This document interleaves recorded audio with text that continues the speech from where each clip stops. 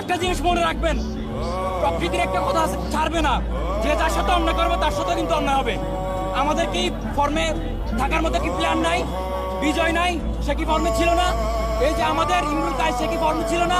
মেহেদী হাসান মিরাজ, তাকে কোন হিসাবে কোন যুক্তিতে বাদ দিলেন আপনি? একটা যুক্তি দেখান। বোলিং খারাপ করছে, ব্যাটিং খারাপ করছে, ফিল্ডিং খারাপ করছে, একটা যুক্তি দেখেন আপনি কোন হিসাবে তারা বাদ দিলেন?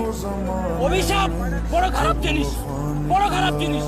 এই যে বারবার যে পারে না, এই লর্ডদেরকে বারবার আপনি সুযোগ দিয়ে যাচ্ছেন, আমাদেরকে বারবার অপমানিত করতেছেন, অপদস্থ করতেছেন, ব্যর্থ প্রেমিকের মতো অপমান অপদস্থ হয়ে চলে যাচ্ছি বারবার। এগুলো কেন?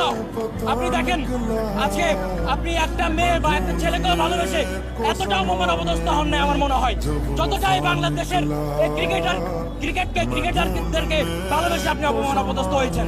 আপনি দেখেন, এই শান্ত বলেন, সৌম্য বলেন কিংবা লিটন বলেন, এরা বাংলার আদু ভাই, এরা বাংলা